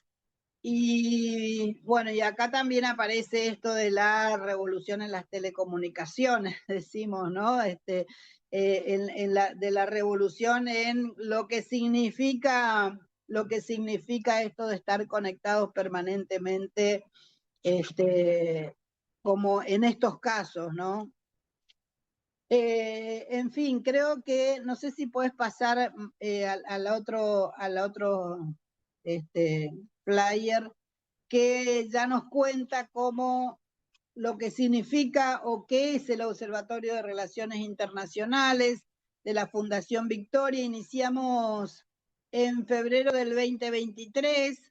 Ahí dice algo que es muy claro, es muy sintético, pero muy claro: 2 personas, un deseo, ¿no? Porque en aquel momento nos juntamos con quien es hoy el vicepresidente, que está haciendo una maestría en Moscú, que es Lucas García, y con él pensábamos cómo aportar desde cada uno de nuestros lugares a fortalecer esto de las relaciones internacionales, a aportar desde los lugares donde estamos con algo, ¿no? Y es así que ahí lanzamos el observatorio, que tuvo su primer foro internacional en septiembre del mismo año en 5 Puerto minutos, Iguazú. querida Julia. Dale, ya termino, sí, en febrero, bueno, nada, como para ir sintetizando, nosotros hemos convocado desde que nació el observatorio, que tiene como visión promover el análisis crítico y la comprensión de las relaciones internacionales. considerando a la ciudadanía y contribuyendo a la construcción de un mundo más justo y equitativo, que tiene como misión ser un referente en la región, como un espacio de reflexión y debate sobre los desafíos globales, generando conocimiento relevante y accesible para la toma de decisiones. En este sentido, y con esta visión y con esta misión, es que a través de las direcciones que tiene el observatorio, que ustedes los pueden ver en nuestras redes sociales, nosotros convocamos a voluntarios para llevar adelante estos objetivos que están viendo en pantalla de investigación, educación, divulgación, de incidencia política y de cooperación internacional. Es allí que desde el 2003, que éramos 2 con este sueño, hemos pasado a tener más de 100 voluntarios en un montón de países del mundo. Ahí vamos a ver un mapa donde se ve, bueno, ahí estamos viendo cuál es la organización del observatorio, con todos los directores que participan y participamos y trabajan arduamente, a quienes agradezco profundamente porque de ellos depende siempre el observatorio.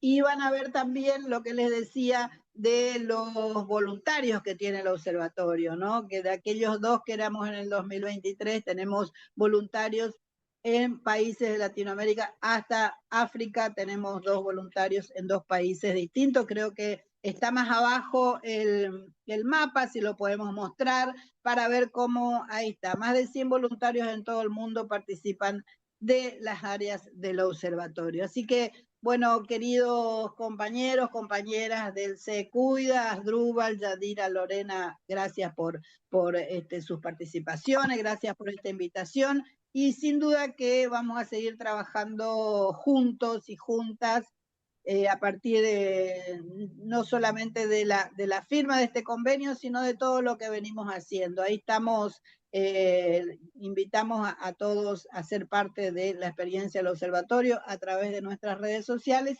Y bueno, muy buenos días y que tengan una excelente semana, y nuevamente gracias por todo. Muchísimas gracias a ti, a Julia, por desde tu mirada eh, en primera persona, como protagonista de esta historia tuya en las relaciones internacionales que apenas se está escribiendo.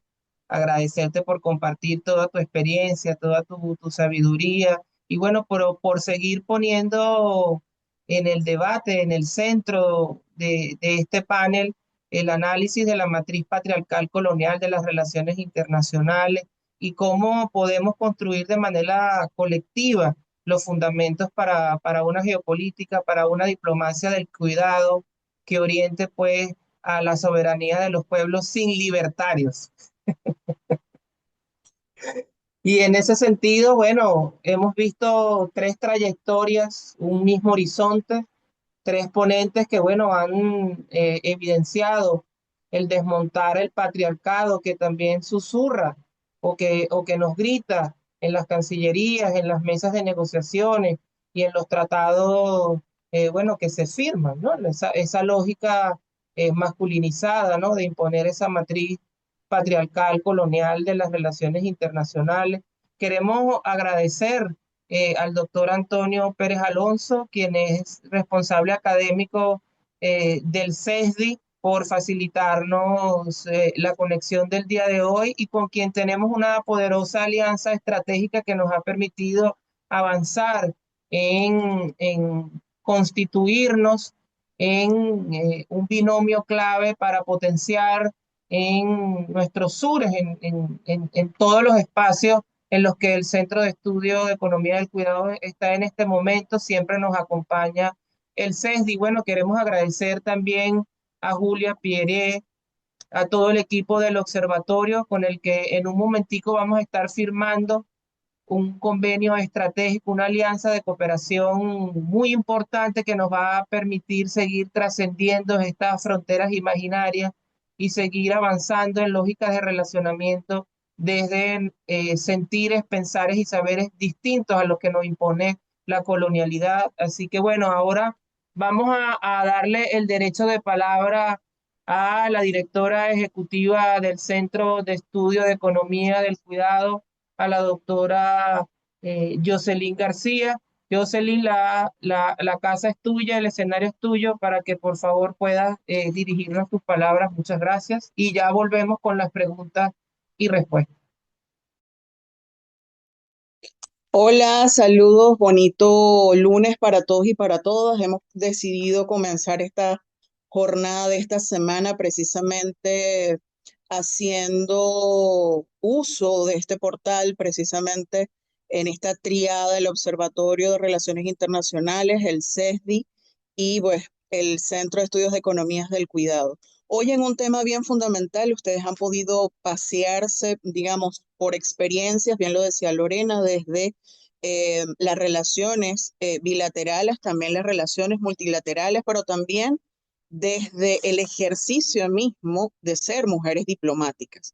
Este es un espacio que además hemos creado para poder debatir, bien lo decía Asdrúbal, y ya llevamos aproximadamente un año con esta línea de investigación relacionada a la geopolítica de la economía de los cuidados, entendiendo que estas dinámicas demográficas entre sures y nortes globales definitivamente hacen que se reconfigure nuevamente esto que la gente llama crisis de los cuidados, y es uno de los elementos que también estamos poniendo en discusión, que está en crisis los cuidados, está en crisis precisamente un sistema civilizatorio que precisa elementos patriarcales y coloniales. Entonces, creo que esta discusión no solamente marca un hito a propósito de que hoy es el natalicio de Ana Enriqueta Terán, además diplomática venezolana, poeta venezolana, pero que además es un referente, digamos, como mujeres venezolanas en la lucha desde espacios diplomáticos precisamente para la preservación y la defensa de la paz. Quería precisamente también puntualizar aspectos que hoy estamos debatiendo, precisamente que son las cadenas globales de cuidado y cómo además las familias transnacionales es una forma de conformación de las familias que hoy en día, por ejemplo, ponen de manifiesto cómo las dinámicas globales, digamos, se trastocan desde el punto de vista económico. Por ejemplo, si vemos las remesas o al menos digamos, este flujo de remesas, por ejemplo, son países como República Dominicana, como México, quienes reciben mayor cantidades de remesas en el mundo y pueden llegar, o digamos, este cúmulo de remesas pueden llegar incluso a poder medir PIB, por ejemplo, como el PIB panameño. Estamos hablando de que, por ejemplo, una de cada tres mujeres en el mundo se ocupa en la economía de los cuidados, se inserta, bien sea en trabajo remunerado o no remunerado, pero se inserta en el sector de los cuidados. Estamos hablando, por ejemplo, de la baja natalidad y de estas dinámicas demográficas que precisa, bien lo decía Yadira, en el caso de Corea del Sur, una ley de matrimonios transnacionales, porque digamos, las zonas rurales se están quedando, digamos, sin mujeres. Y eso precisan no, ya trastoca, digamos, supera estas fronteras, bien lo decía Asdrúbal, fronteras imaginarias, pero que son elementos que hay que considerar cuando estamos en espacios de tomas de decisión, porque ciertamente no hemos llegado a estos espacios de decisión solas, estamos llegando además con la responsabilidad de poder poner de manifiesto las luchas históricas de los movimientos de mujeres, digamos, en esta diplomacia de los pueblos, pero también estamos llegando precisamente por luchas históricas que muchas en algunos casos y en algunos países se han logrado, pero muchas otras no. Por ejemplo, este tema de cómo maternamos siendo mujeres diplomáticas, de cómo, por ejemplo, desde el punto de vista incluso intergeneracional también, ya lo decía incluso la misma Argelia Laya cuando decía que la sororidad también tenía que ser ejercida y practicada, ¿no? No solamente declarada. Entonces, es como este debate va a ayudar a todas a transformar nuestras prácticas, pero también a ver el cuidado desde el punto de vista transversal y cómo nos atraviesa como mujeres, incluso mujeres racializadas, mujeres diversas, mujeres migrantes, viéndonos en este caso como la totalidad que somos. Entonces, bueno, este además también era un espacio que teníamos que aprovechar o que tenemos que aprovechar para la firma de esta alianza de cooperación estratégica con el Observatorio de Relaciones Internacionales, que además, bueno, también hemos venido justamente a partir del año pasado en este tema de esta línea de investigación en particular, que es la geopolítica de la economía de los cuidados, y cómo a partir de esta firma, de este convenio, se materializa y se concretan todas estas acciones formativas que hemos puesto a la disposición de toda la comunidad internacional.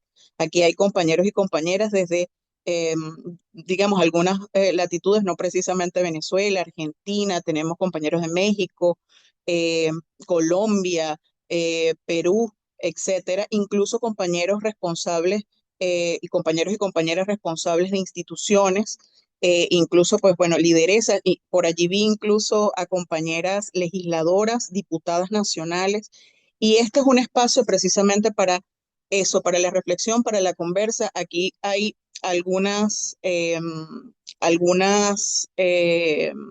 preguntas, interrogantes, incluso hacían aclaratorias, que no solamente es Ana Enriqueta, hay un sinfín de compañeras que quizá la historiografía ha invisibilizado, pero creo que esta es una buena iniciativa y un buen momento además para retomar las luchas de esas mujeres invisibilizadas por la historia, pero que hoy de alguna forma se reivindican en espacios como estos. Entonces, bueno, Asdrúbal, ¿será que pasamos entonces a la lectura de las preguntas?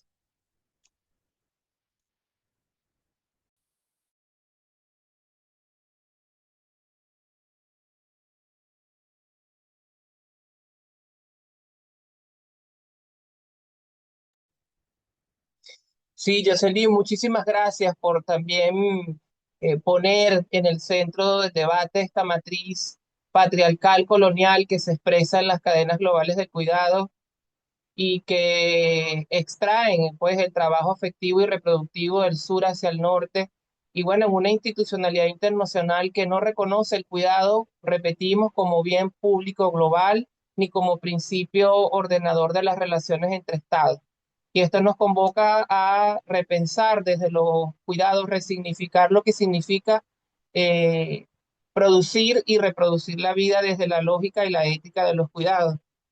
Vamos ahora entonces a la ronda de preguntas y respuestas. Hay varias preguntas, comentarios súper valiosos en el chat. Nos preguntan a las compañeras. Vamos a iniciar entonces con alguna de estas provocaciones. Cuando hablamos de despatriarcalizar la política exterior y de instalar una geopolítica del cuidado, ¿de qué estamos hablando en términos concretos? Esa es una. ¿Qué heridas del orden internacional actual se intentan sanar y qué muros mentales, institucionales o económicos tenemos todavía por lidiar? Hay otra por aquí, otra. Lorena, ¿qué significa para ti tan joven haber estado en Naciones Unidas y en la OEA? Además, queremos felicitar el natalicio de Lorena, nuestra ponente, quien está de cumpleaños el día de hoy. Así que vamos a picar la torta virtual. Y bueno, esas son eh, hasta ahora las preguntas. Si pudiesen algunas, Yadira, Lorena, Julia, ir Asdrúbal, respondiendo. aquí hay otra. Ajá. Dice Alejandro, ¿cómo aprovechar el poder femenino en la diplomacia contra el intervencionismo mexicano? Y bueno, aquí saludos desde Zulia, bueno, saludos a la cumpleañera del día.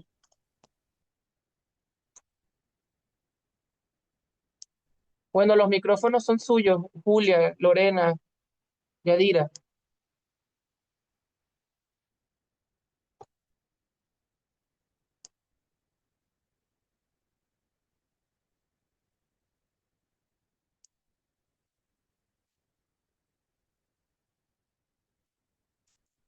Julia, Lorena, Yadira, ¿están por ahí? Bueno, si me permite, yo puedo contestar algunas, ¿no? Adelante, Yadira. Sí, bueno, mira, yo considero que por mi experiencia, pero no solamente ahora en Asia, sino a lo largo de mi carrera, este, no están preparados para la participación nuestra. Este, a mí me pasó en distintos espacios. Precisamente en Argentina, yo estuve en los años que estaba describiendo nuestra amiga Julia, en los años donde el Plan Cóndor estaba fuerte, en los años de la dictadura, y fui a presentar mi trabajo, en mi trabajo de tesis en un foro internacional y esto y después fui invitada al año siguiente a participar con ese equipo, que todo era masculino. Y después, bueno, chévere, porque me aceptaron en general y como profesional y fui muy respetada, pero al final de mi trabajo, que yo estuve casi un año allá, mi esposo se permitió un espacio para acompañarme y fue divertidísimo porque todas las esposas del equipo con el que yo trabajaba, bueno, claro, todas eran mujeres y él era el único hombre, aunque yo le dije que no se preocuparan, que mi esposo se adaptaba a las realidades. Pero en todo caso, yo sí considero que hablando de la política exterior, no está diseñada este, la forma de ejercer el, el- el- las funciones con la maternidad.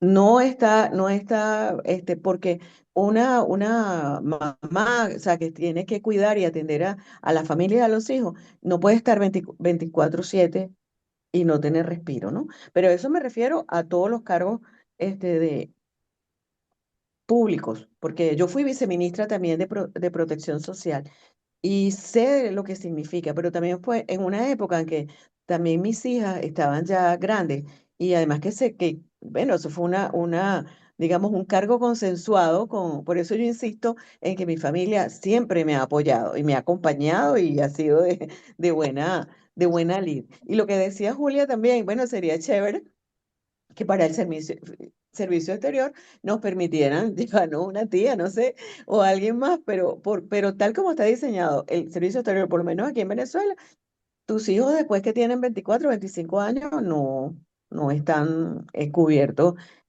Hay una cierta edad, pues hay un límite de edad. Además, por acuerdos internacionales, las esposas y los esposos de los diplomáticos no pueden ejercer su profesión en el país anfitrión. Entonces, una persona que te acompaña sabe que no puede ejercer su profesión de manera, digamos, legal, porque eso va contra los convenios internacionales. Entonces, esas son cosas que hay que revisar y que revisar a nivel internacional, no solamente Venezuela, pero sí a todos los niveles. Digamos que la despatriarcalización ah, y la aceptación el neocolonialismo, todo como lo quieran llamar, pero realmente así está estructurado. No sé si Muchas alguna gracias. observación. A ver, Ajá. Lorena, la cumpleañera. Vale, A ver, Julia. gracias. Gracias, No sé. Adrúbal, y gracias a los compañeros y a las compañeras y compañeros por las felicitaciones.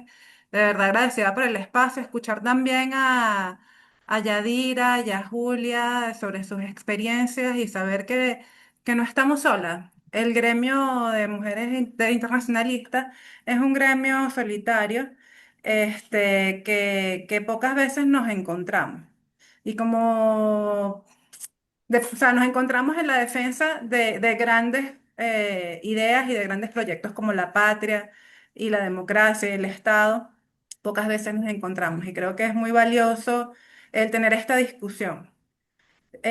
Como bien, para el tema de la despatriarcalización, o sea, hay una pregunta tan vital aquí que nos plantea Mariela, ¿cómo vamos a erradicar el patriarcado?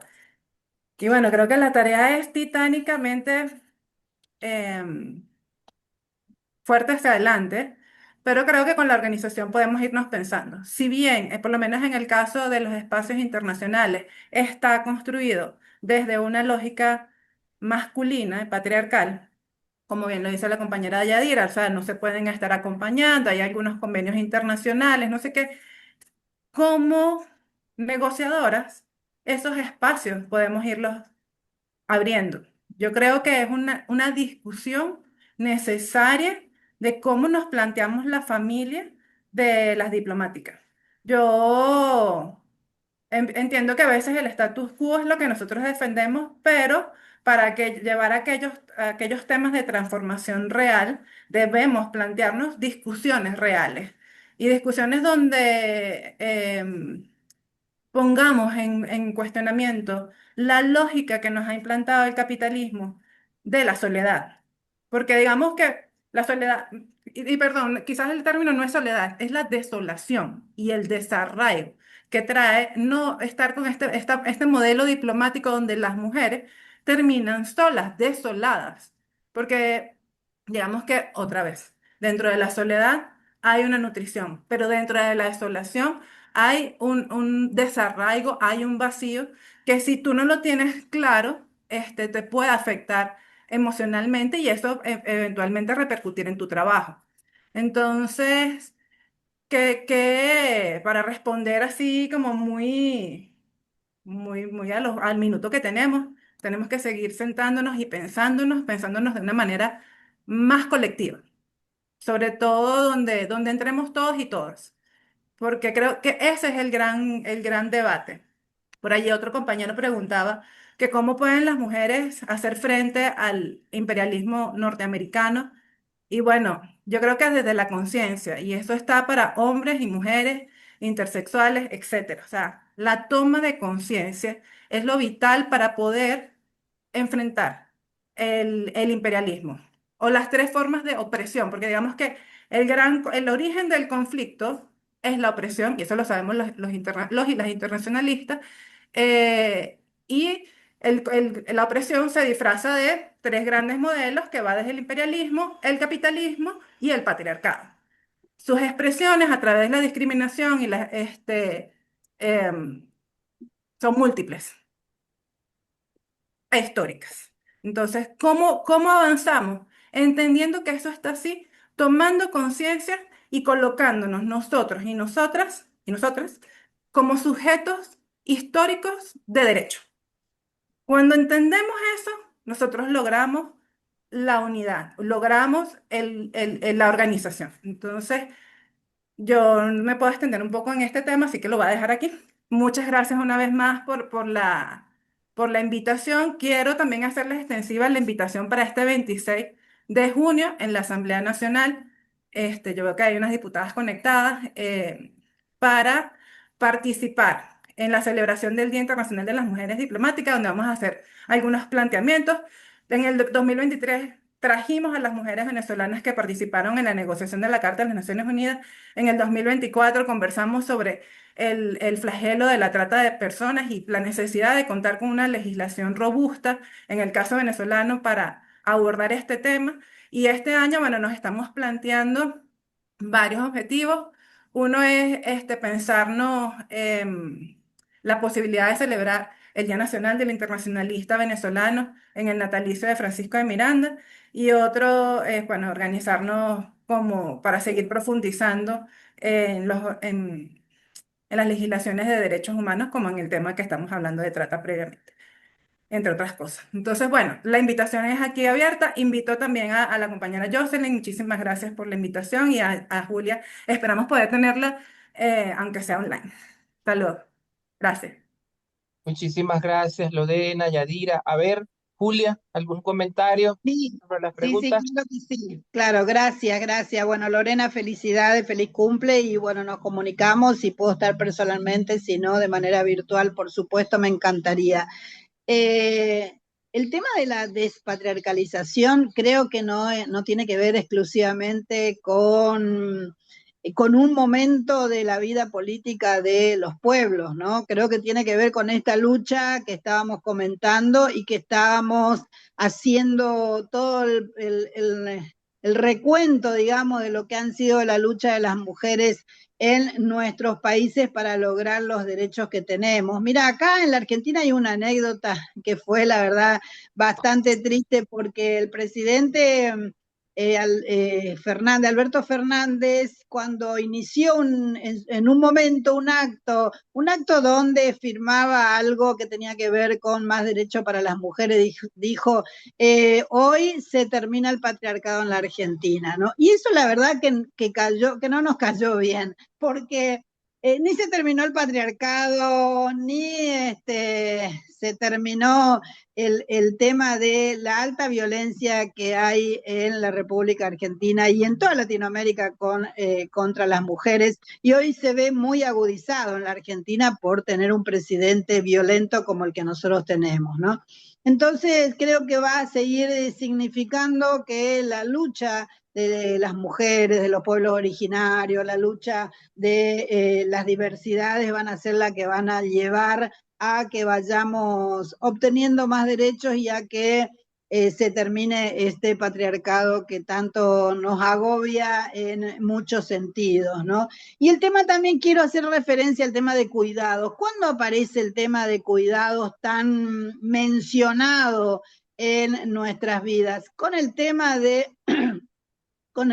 de la pandemia, porque cuando aparece que había que cuidar a algún mayor de nuestra familia, ¿quiénes aparecíamos como las que estábamos ahí en ese ámbito y las que estábamos ahí en esa situación? Y la mayoría éramos las mujeres, ¿no? El tema de los cuidados de nuestros mayores, el tema de los cuidados, aparecemos ahí en primera línea y en primera fila, como siempre, ¿no? Cuando se trata de atender, cuando se trata de brindar, cuando se trata de dar, estamos ahí, ¿no? Pero insisto con esto, solamente nuestra lucha, nuestra participación va a ser la que nos va a llevar a terminar con las injusticias, no solamente del patriarcado, sino la cantidad de injusticias que vemos hoy, ¿no? Que vemos hoy en este mundo que es tan injusto, en este mundo que es tan violento y en este mundo donde algunos presidentes como el nuestro reivindican a la violencia como a la violencia contra las mujeres, contra las minorías, en el caso de la Argentina contra los discapacitados también. Bueno, la necesidad de sacar a estos dirigentes del medio es una prioridad hoy en nuestros pueblos. Así que bueno, agradecer a Asdrúbal, a Se Cuida y poder volver a tener estos encuentros sin duda que nos fortalecen como personas, como seres humanos y bueno, siempre a disposición. Un gran abrazo a todos y a todas.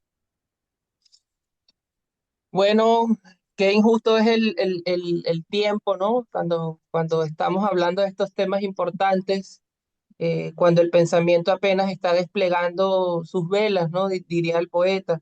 Pero esto no termina aquí, esto apenas es un comienzo, es una juntanza colectiva nueva que nos abre nuevos horizontes. No nos queda resonando esa idea de que despatriarcalizar la política exterior, lo decía Julia, lo decía Yadira y lo decía Lorena, es también desatar esos nudos íntimos, asumir que la interdependencia no es debilidad, sino una condición humana y que necesitamos a las familias, por ejemplo, y que el cuidado no es un sector, es un principio organizador de lo común para reproducir y para producir la vida. En el contexto de esos decires, de esos haceres y pensares, Ana Enriqueta Terán pidió rescatar la nación y hacer la casa. Hoy Julia, Yadira y Lorena nos han dado planos, placas para promover esos cimientos, ¿no? Nos han hecho un terremoto, han movido esas placas tectónicas de nuestros sentires, de nuestros pensares, de nuestros afectos, porque hablaron en primera persona desde su experiencia, ¿no? Para mover estos cimientos de la lógica patriarcal colonial que se impone en el servicio exterior, ¿no? Que permea todo, ¿no? Nos toca ahora a todas, todos y todes seguir pues edificando en cada cancillería, en cada cátedra, en cada escuela, en cada observatorio, en cada movimiento social, en cada mesa de negociación, pero también en cada gesto cotidiano, ¿no? Construir una nueva forma de entender el servicio exterior y entender la diplomacia, ¿no? Una diplomacia que no sea de cócteles, sino sea una diplomacia abierta hacia los pueblos, hacia lo común, hacia la cotidianidad, hacia el día a día, ¿no? Hacia la construcción de lo nuevo, de que otro mundo es posible. Queremos agradecer infinitamente al Observatorio de Relaciones Internacionales por la apuesta y por la disposición de establecer esta alianza estratégica, ¿no? Que, bueno, buscaremos el espacio para que capturemos bien a Julia haciendo la firma respectiva y a Jocelyn, de manera que se sientan cómodas y no estén atravesadas por las tecnologías, ¿no? Que también le colonizan. Entonces, bueno, queremos darle las gracias a Julia y a todos los compañeros y compañeras presentes del observatorio, a sus directores, a su directora ejecutiva, María José, por estar allí también acompañando la transmisión y el resto de las voluntarias y los voluntarios. Bueno, muchísimas gracias a los compañeros del CESDI, ¿no? Ese equipo que siempre está allí, gracias a la alianza estratégica que tenemos. Bueno, gracias infinitas a nuestras panelistas por su lucidez y por sobre todo su valentía, por tejer este espacio necesario. Gracias a todos ustedes, a la audiencia, por sus comentarios, sus críticas, sus sugerencias, las preguntas que han sido nuestros cómplices, una audiencia cómplice por convertir una pantalla en territorio de escucha activa y sobre todo de formación. Vamos a seguir proyectando, construyendo, consolidando actividades. El Centro de Estudios de Economías del Cuidado tiene una propuesta académica, está en marcha. Síganos por favor en nuestras redes sociales, @CEECuida, para que a través de esa vía podamos estar interconectados y ustedes puedan tener información en tiempo real de lo que hacemos. También está disponible nuestro emprendimiento, la tiendita virtual en la cual ustedes pueden eh, entrar, ¿no? Tenemos camisas, tazas, bolígrafos, chapas, tenemos una cantidad de cosas interesantes y sobre todo para visibilizar cómo desde nuestro centro contribuimos a la despatriarcalización y a tantos otros temas que vinculan la ética del cuidado. Entonces, no se vayan sin acceder al registro de asistencia porque gracias a la alianza con el observatorio y el SECUIDA, esta actividad va a ser certificada de manera académica. Así que no se vayan, el link lo acaba de volver a reposicionar nuestra directora ejecutiva en el chat. También está colocando las redes de nuestro emprendimiento, la tiendita virtual. Síganos, por favor, cómprennos también y nos estarán ayudando a seguir impulsando nuevas iniciativas. Allí también los compañeros nos están dejando redes sociales de sus individualidades y sus colectivos. Entonces, bueno, no nos queda más que despedirnos. Esto no es un comienzo, tampoco un final. Es un camino que estamos recorriendo. Nos vemos en el próximo encuentro. Sigan escribiéndonos, sigan moviendo las formas, sigan transformando hasta que la geopolítica del cuidado sea sencillamente la política. Tengan buenos días, buenas tardes y sigamos entretejiendo cuidados. Se les quiere, cuídense mucho. Y bueno, desde el observatorio, en la condición de Jocelyn García, la directora ejecutiva, y mi persona y todo el equipo que nos acompaña, incluyendo el CESDI y el observatorio, les agradecemos por venir. Muchísimas gracias. Hasta luego.